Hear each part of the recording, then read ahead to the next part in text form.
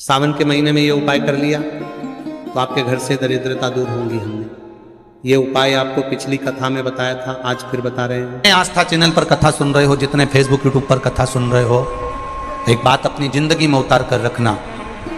जैसे मंगलसूत्र में काली और पीला मन का आता है, उसी तरह जीवन में थोड़ा सुख और दुख आता है। घबराना नहीं, उसकी शरणागति छोड़ना नहीं, उसकी शरणागति छोड़ना नहीं, उसके चरणों का रसतत्व ग्रहण करते रहना, भजन करते रहना। विश्वास प्रदीप मिश्रा पर बिल्कुल मत करना।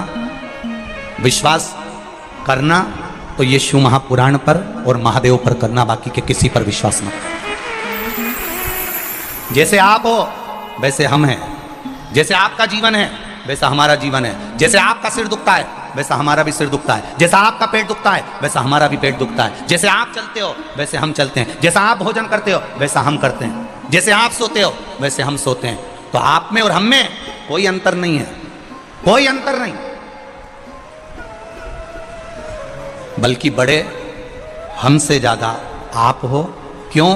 क्योंकि आप अपना अमूल्य समय देकर कथा को सुनने के लिए आए हो। ये माइक तो किसी पगला को भी पकड़ा दो तो वो भी 2-3 घंटा निकाल दे, पर आपके भीतर शिव समाया हुआ है। ये माइक तो किसी पगले को भी पकड़ा दो तो वो 2-4 घंटा निकाल दे, पर आपके भीतर शिव समाया है, आपके भीतर शंकर समाया है। एक नर्मदा जी में बच्चा खड़े होकर रस्सी की डोरी बांधकर उसमें चुंबक को लपेटकर नर्मदा जी में फेंकता है। क्यों फेंकता है? उसमें से कलदार निकालने के लिए, उसमें से वो पैसा निकालने के लिए। उसी तरह ये शिव महापुराण मेरे महादेव ने इस कलयुग में रस्सी बांधकर सीहोर के माध्यम से इसलिए फेंकी है कि उससे जो भगवान के होंगे वो चिपक जाएंगे, और चिपक गए तो निकल जाएंगे। माइक क्या है? तुम्हारा विश्वास दृढ़ है, तुम्हारे भीतर जो शंकर समाया है, तुम्हारे भीतर जो शिव समाया है, तुम्हारे भीतर जो देवादिदेव महादेव समाया है, वो मूल है। कथा बाचने वाला मूल नहीं होता, कथा सुनने वाला मूल होता है। कथा बाचने वाला तो 4 पाए की चौकी पर बैठता है, और कथा सुनने वाला जमीन पर बैठता है। जो जमीन पर बैठता है वो जमींदार होता है, जो चौकी पर बैठता है वो चौकीदार होता है। आप सब कथा सुनने जमीन पर बैठे हो, तुम जमींदार हो, क्योंकि अपनी मर्जी के मालिक हो। जितनी देर बैठना बैठते हो, तुम्हारी मर्जी पड़ जाए तो उठ के चले जाते हो। तुम्हारा मन पड़ा तो पानी की बोतल निकाल कर पी लिए, तुम्हारा मन पड़ा तो जेब में से निकाल के मलके ने फटकी लगा के निपटा भी गए। पर कथा बाचने वाला 3 घंटे एक जैसा बैठा है, विराजमान है, बोलना है बोलना है, समझाना है समझाना है।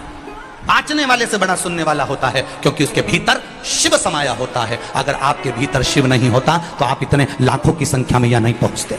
आपके भीतर शिव समाया है इसलिए आप बड़े हो, आपके भीतर महादेव समाया है इसलिए आप बड़े हो। बोलना तो कोई भी माइक दे दो, बोल देगा, वो 2-4 घंटा तो निकाल देगा, उसमें कौन सी बड़ी बात है?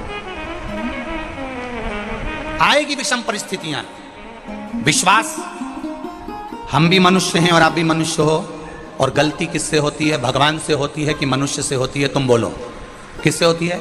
मनुष्य से होती है। इसलिए मानव पर विश्वास मत करना, पर महादेव पर विश्वास करना कि वो डिगने नहीं देगा, तुम्हें डूबने नहीं देगा, पकड़ कर रखेगा वो हाथ। जिस हाथ से मेरे घर के बच्चों ने, जिस हाथ से मेरी भारत भूमि के छोटे से छोटे बच्चे ने, छोटे से छोटे बच्चे ने, और बड़े से बड़े बूढ़े से बुजुर्ग व्यक्ति ने, जिन हाथ से, जिन बहुओं ने, जिन बेटों ने, जिन पतियों ने, जिन पत्नियों ने, जिन बेटों ने, जिन बेटियों ने, जिन हाथ से महादेव को जल चढ़ाया है, वो हाथ मेरा महादेव पहचानता है और उसको पकड़ कर रखता है, उसको डूबने नहीं दे सकता है। पकड़ कर रखता है वो महादेव, डूबने नहीं देगा।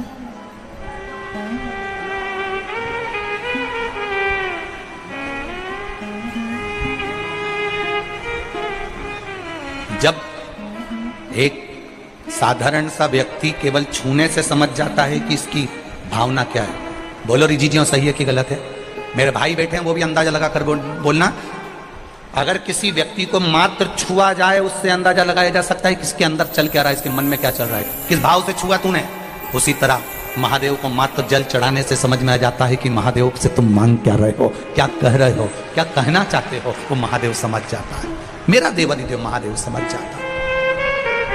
करेंगे, दुनिया के लोग अपशब्द कहेंगे, ताने देंगे, गालियां देंगे, आड़ा टेढ़ा बोलेंगे, उनका काम है, वो बोलते रहने दो। अपना काम है शिव मंदिर में जाना, 1 लोटा जल चढ़ाना, शंकर की भक्ति करना, शिव तत्व को अपने भीतर उतारना, उसके सिवाय कुछ नहीं, कुछ बोल बम का नारा है, बाबा एक सहारा है। उसके सहारे जियो, उसके भरोसे जियो, भरोसे।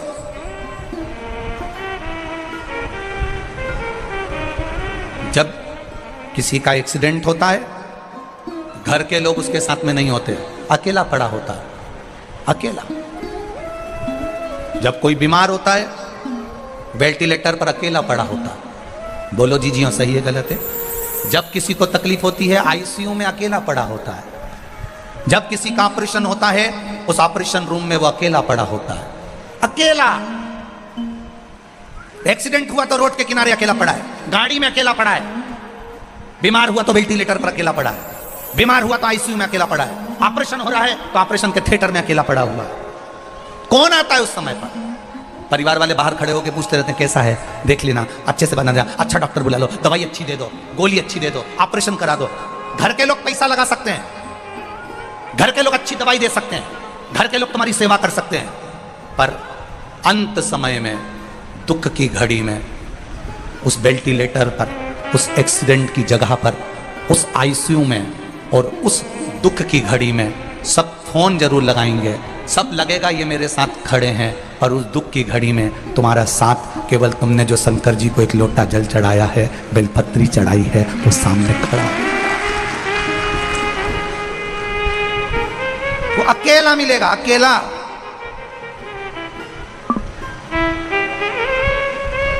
और अकेला व्यक्ति किस किस जगह पर बैठता है जरा ध्यान रखना। दुख की घड़ी में तुम अकेले रहोगे, कष्ट की घड़ी में तुम अकेले रहोगे, और जब ये अकेलापन दुख की घड़ी से जब छूटोगे, किसी राज सिंहासन पर, किसी राजा के सिंहासन पर, कभी तुमने सुना था कि दो महाराज एक साथ बैठे? अरे बोलो तो जम के, किसी का सुना हो तो बता देना कि एक सिंहासन पे दो राजा बैठे हो। कहीं नहीं होता, एक सिंहासन पर एक ही राजा बैठता है, जो दुख की घड़ी में अकेला ठोकर खाकर भी आगे बढ़ना जानता है, वो एक दिन सिंहासन पर बैठना भी जानता है, अकेले।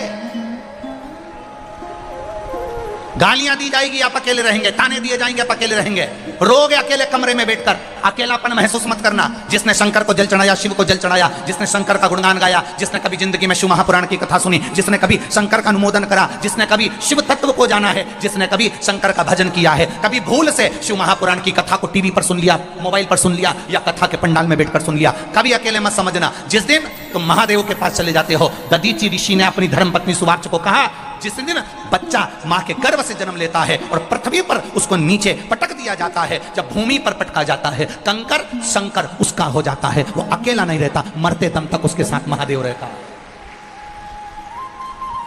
मरते दम तक उसके साथ महादेव रहता है। महादेव एक क्षण के लिए भी अपने बच्चों को, महादेव अपने बच्चों को, अपनी संतान को, अपनी औलाद को, मेरा महादेव एक क्षण के लिए भी अकेला नहीं छोड़ता। हर क्षण हर पल वो आपके साथ है। बस अनुभव करिए, अनुभव। एक लड़का बचपन में अपने पिताजी के साथ अपने गांव जाता था, ट्रेन में बैठकर। पिताजी उसको ले जाते, दादा दादी से मिला कर ले आते। बच्चा बड़ा हो गया। बच्चे ने कहा, पिताजी आप अब की बार गांव नहीं जा रहे? पिताजी बोले, अब हम गांव नहीं जा रहे। बच्चा कहने लगा, नहीं पापा, पिताजी मुझे गांव जाना है। पिताजी ने कहा, मेरे पास टाइम नहीं, छुट्टी नहीं, मुझे तो गांव जाना, आप गांव चलो। पिताजी ने मना कर दिया। बेटा कहने लगा, मैं अकेला गांव चले जाऊंगा, आप मुझे ट्रेन में बिठा दो। पिताजी ने एक पर्ची लिखी, पर्ची लिख के उसको फोल्ड कर मोड़ कर पिताजी ने वो पर्ची बेटे के जेब में रख दी और बेटे को टिकट दिलाकर ट्रेन में बिठा दिया। ट्रेन में बिठाया, ट्रेन चल दी। 25-50 किलोमीटर दूर तक ट्रेन चली। बच्चा अकेला बैठा हुआ, पहली बार घर से अकेला निकला था, अकेला पहली बार निकला, ट्रेन में बैठा। थोड़ी सी घबराहट हो रही थी उसको, पहली बार अकेला जा रहा, अकेला पहली बार जा रहा। बच्चे को थोड़ा सा डर लगा, कोई पुलिस वाले निकल कर गए, डर लगा, कोई टीसी निकल कर गया, डर लगा, किसी ने कहा ये सीट छोड़ो, अगली सीट पर बैठो, उसको डर लगा। बच्चा जब अंदर से घबराने लगा, तब उसने पर्ची निकाली। उस पर्ची को निकाल कर पढ़ा तो उसमें लिखा था, बेटा चिंता मत करना, पीछे वाले डब्बे में मैं बैठा हूं, तू आराम से चलना। पिता ने पर्ची में लिखकर रखा, पीछे वाले डब्बे में मैं बैठा हूं, तू आराम से चलना। बच्चे की विल पावर मजबूत हो गई, बच्चे को दम आ गई। अब बच्चा किसी से नहीं डरता, सीट वाले से कहा हट मेरी सीट पे, मुझे बैठने दे, मेरी सीट है, क्योंकि उसको मालूम पड़ गया पीछे वाले डब्बे में मेरे पिताजी बैठे हैं। तुम भी याद रखना, तुम्हारे पीछे तुम्हारा पिता चल रहा है, देवाधिदेव महादेव, डरना नहीं। तुम्हारे पीछे वाले डब्बे में भी महादेव बैठा है, तुम्हारे एक एक कदम में तुम्हारे साथ महादेव बैठा है, तुम्हारे एक एक कदम के पीछे तुम्हारा महादेव चल रहा है, तुम्हारे कंधे पर। कभी कभी चलते चलते चलते चलते कभी मंदिर में आराधना कर रहे हो, कभी शिव महापुराण की कथा सुन रहे हो, कभी टीवी के सामने मोबाइल के सामने कथा सुन रहे हो, अचानक कथा सुनते सुनते तुमको ऐसा लगे कि मेरे पीछे से कोई निकल कर गया। कभी कभी तुम्हारे साथ हुआ होगा, मंदिर में पूजन करते करते ऐसा लगा कि कोई मुझे देख रहा है। कभी कभी पूजन करते करते ऐसा अनुभव हुआ होगा कि कोई मेरे पास में से निकल कर गया है। कभी कभी पूजन करते हुए ऐसा लगा होगा कि मेरे सिर पर कुछ आकर गिर गया है। कभी